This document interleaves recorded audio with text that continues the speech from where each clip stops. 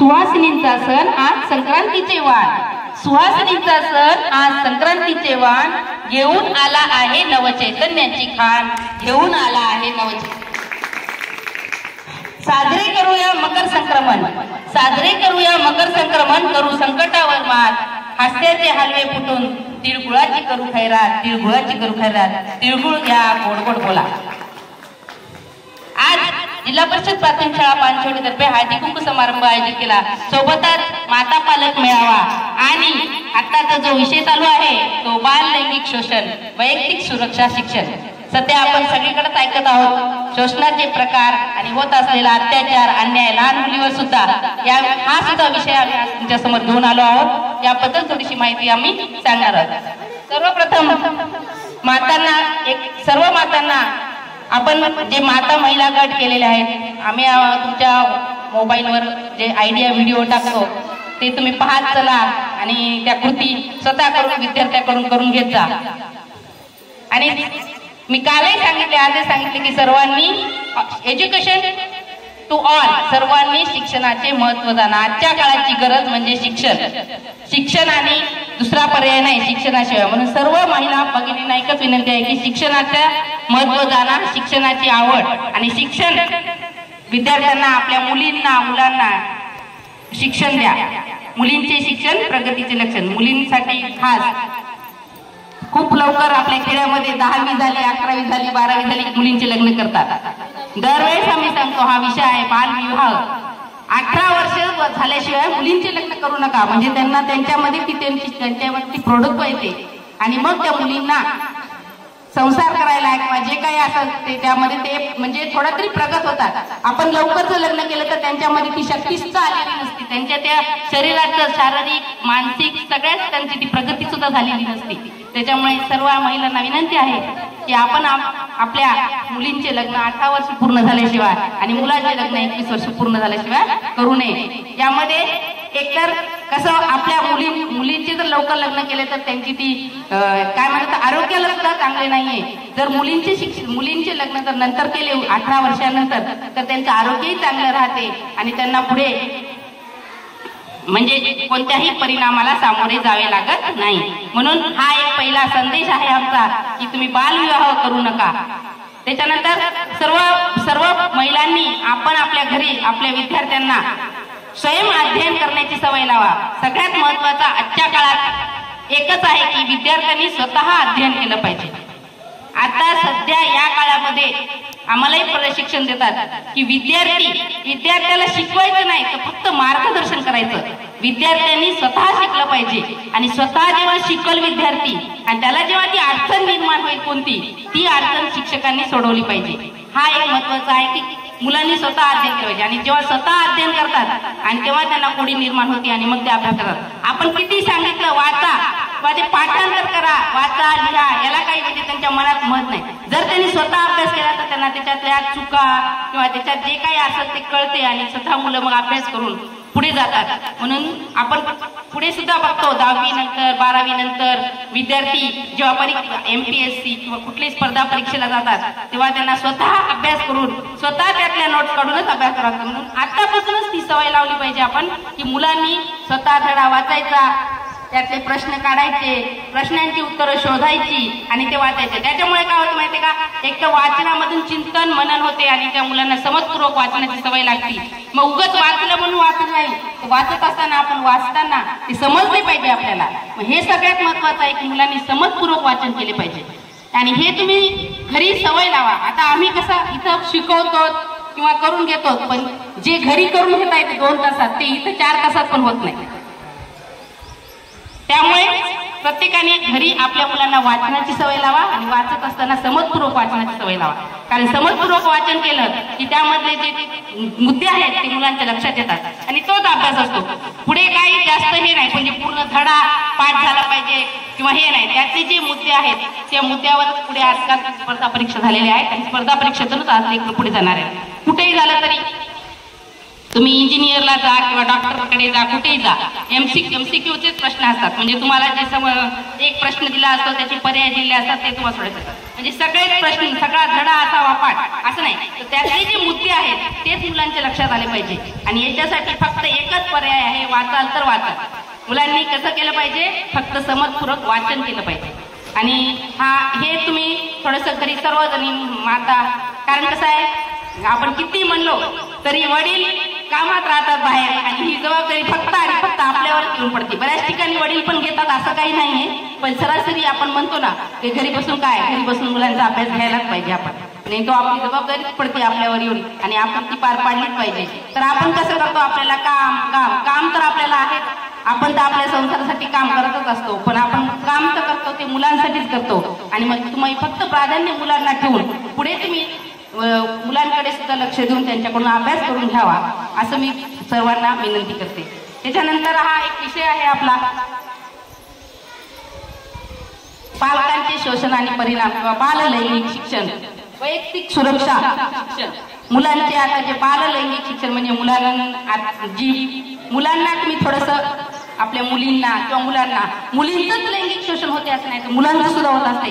काय असते शोषणाचे प्रकार, म्हणजे आपल्यापेक्षा एखादा मोठा किंवा म्हणजे शक्तीने जास्त असणारा एखादा व्यक्ती दुसऱ्या मुलावर अत्याचार करतो असं आपण म्हणत नाही का. म्हणजे आता कॉलेजला सुद्धा रेप हे करतात ते काय म्हणतात त्याला, मोठा रॅगिंग, तर ते सुद्धा एक प्रकार शोषणच झालं. म्हणजे असं नाहीये की मुलींचे शोषण होते तर मुलांचे शोषण होते, पण यासाठी आपण आपल्या लेकरांना ते तयार केलं पाहिजे. ते सांगत असताना आपण कसं आहे मुलांना, विद्यार्थ्यांना त्याची तयारी केली पाहिजे की आपल्या मुलींना किंवा मुलांनी काही कुठं तिथं घडलं तर आपले लेकर घरी येऊन सांगायला घाबरतात.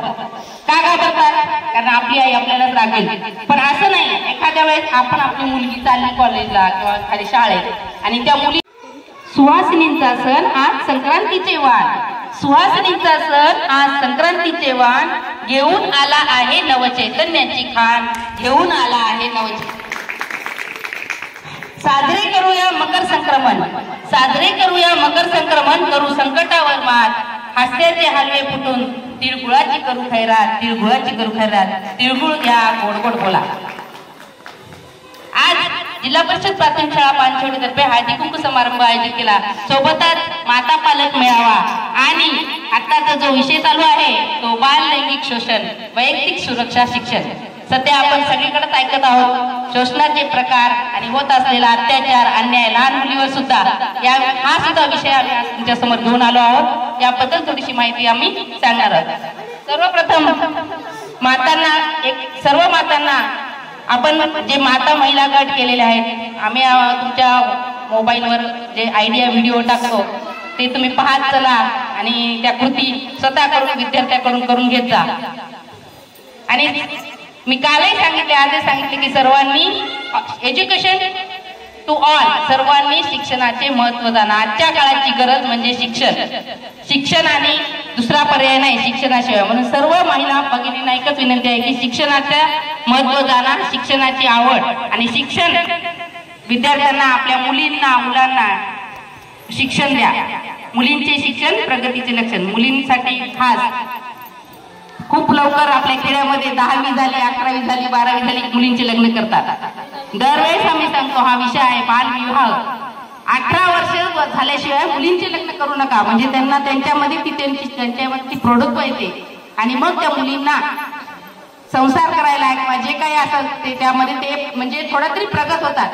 आपण लवकर जर लग्न केलं तर त्यांच्यामध्ये ती शक्ती सुद्धा आलेली नसते, त्यांच्या त्या शरीराचं शारीरिक मानसिक सगळ्याच त्यांची ती प्रगती सुद्धा झालेली नसते. त्याच्यामुळे सर्व महिलांना विनंती आहे की आपण आपल्या मुलींचे लग्न 18 वर्ष पूर्ण झाल्याशिवाय आणि मुलांचे लग्न 21 वर्ष पूर्ण झाल्याशिवाय करू नये. यामध्ये एकतर कसं आपल्या मुलींचे जर लवकर लग्न केले तर त्यांची ती काय म्हणतात आरोग्याला सुद्धा चांगले नाहीये. जर मुलींचे लग्न जर नंतर केले 18 वर्षानंतर तर त्यांचं आरोग्यही चांगलं राहते आणि त्यांना पुढे म्हणजे कोणत्याही परिणामाला सामोरे जावे लागत नाही. म्हणून हा एक पहिला संदेश आहे आमचा की तुम्ही बालविवाह करू नका. त्याच्यानंतर सर्व महिलांनी आपण आपल्या घरी आपल्या विद्यार्थ्यांना स्वयं अध्ययन करण्याची सवय लावा. सगळ्यात महत्वाचा आजच्या काळात एकच आहे की विद्यार्थ्यांनी स्वतः अध्ययन केलं पाहिजे. आता सध्या या काळामध्ये आम्हालाही प्रशिक्षण देतात की विद्यार्थ्याला शिकवायचं नाही तर फक्त मार्गदर्शन करायचं. विद्यार्थ्यांनी स्वतः शिकलं पाहिजे आणि स्वतः जेव्हा शिकल विद्यार्थी आणि त्याला जेव्हा ती अडचण निर्माण होईल कोणती, ती अडचण शिक्षकांनी सोडवली पाहिजे. हा एक महत्वाचा आहे की मुलांनी स्वतः अध्ययन केलं पाहिजे आणि जेव्हा स्वतः अध्ययन करतात आणि तेव्हा त्यांना कोडी निर्माण होती आणि मग ते अभ्यास करतात. आपण किती सांगितलं वाचा किंवा ते पाठांतर करा, वाचा लिहा, याला काही म्हणजे त्यांच्या मनात मत नाही. जर त्यांनी स्वतः अभ्यास केला तर त्यांना त्याच्यातल्या चुका किंवा त्याच्यात जे काही असेल ते कळते आणि स्वतः मुलं मग अभ्यास करून पुढे जातात. म्हणून आपण पुढे सुद्धा बघतो 10वी नंतर 12वी नंतर विद्यार्थी जेव्हा MPSC किंवा कुठल्याही स्पर्धा परीक्षेला जातात तेव्हा त्यांना स्वतः अभ्यास करून स्वतः त्यातल्या नोट्स काढूनच अभ्यास करावा. म्हणून आतापासूनच ती सवय लावली पाहिजे आपण की मुलांनी स्वतः धडा वाचायचा, त्यातले प्रश्न काढायचे, प्रश्नांची उत्तरं शोधायची आणि ते वाचायचे. त्याच्यामुळे काय होतं माहितीये का, एक तर वाचनामधून चिंतन मनन होते आणि त्या मुलांना समजपूर्वक वाचण्याची सवय लागते. मग उगाच वाचलं म्हणून वाचत नाही, वाचत असताना आपण वाचताना ते समजले पाहिजे आपल्याला. मग हे सगळ्यात महत्वाचं आहे की मुलांनी समजपूर्वक वाचन केले पाहिजे आणि हे तुम्ही घरी सवय लावा. आता आम्ही कसं इथं शिकवतो किंवा करून घेतो, पण जे घरी करून घेता येते 2 तासात ते इथं 4 तासात पण होत नाही. त्यामुळे प्रत्येकाने घरी आपल्या मुलांना वाचनाची सवय लावा आणि वाचत असताना समजपूर्वक वाचनाची सवय लावा. कारण समजपूर्वक वाचन केलं की त्यामधले जे मुद्दे आहेत ते मुलांच्या लक्षात येतात आणि तोच अभ्यास असतो. पुढे काही जास्त हे नाही म्हणजे पूर्ण धडा पाठ झाला पाहिजे किंवा हे नाही, त्यातले जे मुद्दे आहेत त्या मुद्द्यावर पुढे आजकाल स्पर्धा परीक्षा झालेल्या आहेत आणि स्पर्धा परीक्षेतूनच आज लेकरं पुढे जाणार आहेत. कुठेही झालं तरी तुम्ही इंजिनियरला जा किंवा डॉक्टरकडे जा, कुठेही जा, MCQचेच प्रश्न असतात. म्हणजे तुम्हाला जे एक प्रश्न दिला असतो त्याचे पर्याय दिले असतात ते तुम्हाला सोडायचे. म्हणजे सगळे प्रश्न सगळा धडा असावा पाठ असं नाही, तर त्यातले जे मुद्दे आहेत तेच मुलांच्या लक्षात आले पाहिजे. आणि याच्यासाठी फक्त एकच पर्याय आहे, वाचाल तर वाचा. मुलांनी कसं केलं पाहिजे, फक्त समजपूर्वक वाचन केलं पाहिजे.